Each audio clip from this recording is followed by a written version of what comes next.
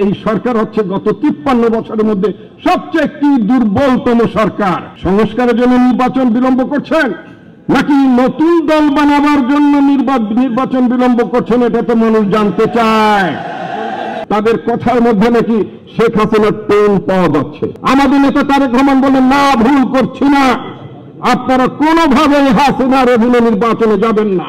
হাসিনার অধীনে নির্বাচনে গেলে হাসিনা জয় হয়ে যাবে, আর হাসিনার অধীনে যদি নির্বাচনে না যান অব্যাহতভাবে হাসিনা অবৈধ সরকার থাকবে। একটি নির্বাচিত সরকার সাধারণত ক্ষমতাচ্যুত কিন্তু হয় না, কিন্তু অবৈধ সরকারকে একটু ঝাঁকুনি দিলেই কিন্তু অবৈধ সরকার পড়ে যায়। হাসিনার অবৈধ শাসনকে ঝাঁকুনি দিয়েছিলেন আমাদের নেতা তারেক রহমান, তার নির্দেশে আপনারা সেদিন ঝাঁকি দিয়েছিলেন। এবং হাসিনা সারা পৃথিবীতে এবং জনগণের চোখের সামনে একটি অবৈধ শাসক হিসেবে, একটা অগণতান্ত্রিক শাসক হিসেবে, অনির্বাচিত সরকার হিসেবে, অবৈধ সরকার হিসেবে হাসিনা বছরের পর বছর সে শাসন করে গিয়েছে, কিন্তু একটি পর্যায়ে তাকে বিদায় নিতে হয়েছে। এটাই হচ্ছে রাজনৈতিক নেতার দূরদর্শিতা। নেতাকে জানতে হয়, নেতাকে বুঝতে হয় কখন কোনটা করতে। আমরা সৌভাগ্যবান, আমরা সেই নেতার নেতৃত্বে রাজনীতি করে যিনি জানেন সময় কি কখন সঠিক হবে, কখন কোন কাজটি করতে হবে, সেটাই তিনি করেছেন এবং আমাদের দলকে সঠিক নির্দেশনা দিয়ে তিনি নিয়ে গেছেন। আমাদের নেতা কিন্তু আবার এই যে বিপ্লবের পরে, গণঅভ্যুত্থানের পর আমাদের নেতা বলেছেন যে 5ই আগস্টের পরের রাজনীতি এবং 5ই আগস্টের আগের রাজনীতি কিন্তু এক না। যারা সংস্কারের কথা বলেন তাদের উদ্দেশ্যে একটি কথা বলতে চাই। গণঅভ্যুত্থান সংগঠিত হয়েছে, সেই গণঅভ্যুত্থানে সামিল হয়েছে বাংলাদেশের ছাত্র সমাজ, বাংলাদেশের সাধারণ জনগণ, সবাই সামিল হয়েছেন। কিন্তু তাদেরকে একটি কথা মনে রাখতে হবে, পৃথিবীতে যত দেশে গণঅভ্যুত্থান হয়েছে, গণঅভ্যুত্থানের পরে কিন্তু নির্বাচন হয়। সংস্কারের জন্য বছরের পর বছর বসে থাকে না। 69 সালে তৎকালীন পাকিস্তানে গণঅভ্যুত্থান হয়েছে, রাইফ খান পালিয়ে গেছে, নির্বাচন 70 সালে হয়েছে। মনে রাখতে হবে, যারা এখন সংস্কারের কথা বলেন, গণঅভ্যুত্থানের দাবিদার হয়ে উঠেছেন, তাদেরকে বলতে চাই, ইতিহাস পড়ুন, বিভিন্ন রাষ্ট্রের খবরগুলো জানেন। অতি সম্প্রতি শ্রীলঙ্কায় সরকারের পতন ঘটেছে, কি হয়েছে? তারপরে নির্বাচন হয়েছে। টিউনিশিয়া সরকারের পতন হয়েছে গণঅভ্যুত্থানের মাধ্যমে, নির্বাচন হয়েছে, তারপরে নির্বাচন হচ্ছে সলিউশন। বাংলাদেশে গণঅভ্যুত্থান করেছে বাংলাদেশের জনগণ, এখানেও নির্বাচন হতে হবে, নির্বাচন ছাড়া কোনো বিকল্প নেই। আজকে আমার পার্টি ভারপ্রাপ্ত চেয়ারম্যান উপস্থিত, আমি একটি কথা বলতে চাই। এই সত্য কথাটি অনুধাবন করেছেন আমাদের বাংলাদেশের সেনাবাহিনীর প্রধানও।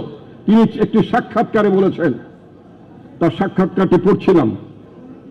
তিনি বলেছেন, সাংবাদিক জিজ্ঞেস করেছেন, প্রত্যেকের নাম হয়তো আমি তুলছি না, যাই হোক, বলছেন 15 বছরে বিচার ব্যবস্থা, নানা প্রতিষ্ঠান, পুলিশ থেকে শুরু করে সবকিছু ভেঙে গিয়েছে, এটার জন্য কি করা দরকার? তিনি বলেছেন নির্বাচন।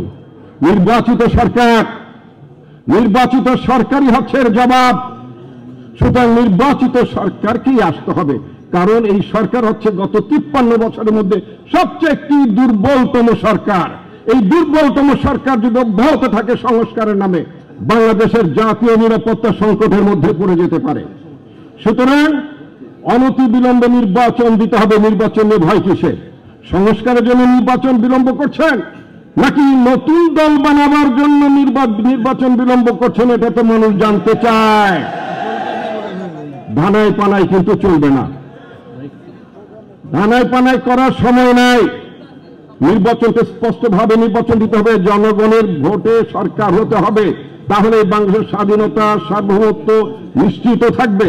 জনগণের নেতারা দেশকে পরিচালনা করবেন, এটা সেনাবাহিনীর প্রধানও বলেছেন, এটা রাজনীতিকদের কাজ, অন্তর্বর্তীকালীন সরকারের কাজ না এটা। অন্তর্বর্তীকালীন সরকার কিন্তু তত্ত্বাবধায়ক সরকার নয়। উচ্চ আদালত কিন্তু একটা রায় দিয়েছে, তত্ত্বাবধায়ক ব্যবস্থা ফিরে এসেছে। সুতরাং তত্ত্বাবধায়ক সরকারের ব্যবস্থা হবে নির্বাচন করার, তাদের দায়িত্ব হবে নির্বাচন করার জন্য। আজকে যদি এই সরকারের মধ্যে যদি কোনো রাজনৈতিক ঘটকরা যদি রাজনীতি নিয়ে বেশি বাড়াবাড়ি করেন, তাহলে তো আমাদের বলতে হবে অন্তর্বর্তীকালীন সরকার একটি রাজনৈতিক সরকার। শুধু তার অধীনে নির্বাচন ঠিক হবে কিনা, তার অধীনে নির্বাচন সুন্দর সুস্থ হবে কিনা, সেটা তো আমাদের ভাবার দরকার হবে। সুতরাং আমরা আশা করব অন্তর্বর্তীকালীন সরকার তার সীমাবদ্ধতা বুঝবেন এবং অন্তর্বর্তীকালীন সরকারের সীমাবদ্ধতা বুঝেই তারা চলবেন। কোন কোন নেতা বলেছেন এখন যারা বৈষম্য বিরোধী তথাকথিত বৈষম্য বিরোধী আন্দোলনের কথা বলছেন তাদের কথার মধ্যে নাকি শেখ হাসিনার টোন পাওয়া যাচ্ছে, তাদের কথাবার্তার মধ্যে নাকি ওবায়দুল কাদেরের টোন পাওয়া যাচ্ছে। এটা সিপিবি কমিউনিস্ট পার্টির প্রেসিডেন্ট তিনি বলেছেন। আমরা চাই না আমাদের ছোট ভাইদের কথার মধ্যে হাসিনা প্রেতাত্ম ভর করুক, আমরা চাই না তাদের উপর ওবায়দুল কাদের সহ হাসান মাহমুদ জাতীয় লোকদের প্রেতাত্ম ভর করুক, এটা আমরা চাই না। সুতরাং যেটা করতে হবে অনেক বিলম্বে নির্বাচন আয়োজন করতে হবে এবং নির্বাচিত সরকার যা যা করণীয় দরকার, যা যা সংস্কার করা দরকার সেটা তারা করবেন। আমাদের নেতা 13 জুলাই 2023 সংস্কারের কথা কেমন বলছেন? আমাদের নেত্রী বেগম খালেদা জিয়া সংস্কারের কথা বহুত আগে বলেছেন, 16 সালে বলেছেন, 10 দফার কথা বলেছেন। তারপরে এটাকে আরো এক্সপ্যান্ড করে সব রাজনৈতিক দলের সাথে মিলে আমাদের নেতা তারেক রহমান 31 দফা বলেছেন। আরো কিছু সংস্কার করতে চান বলুন, সংস্কার তো আমরা শুরু করেছি বহুত আগে থেকে। সুতরাং নতুন করে সংস্কার বাহানার নামে কিছু করে যে সংস্কারের কথা বলবে এটা করতে লাগে 7 দিন, মাত্র 7 দিনই সংস্কার করা সম্ভব, সংস্কারের প্রস্তাব দেওয়া সম্ভব।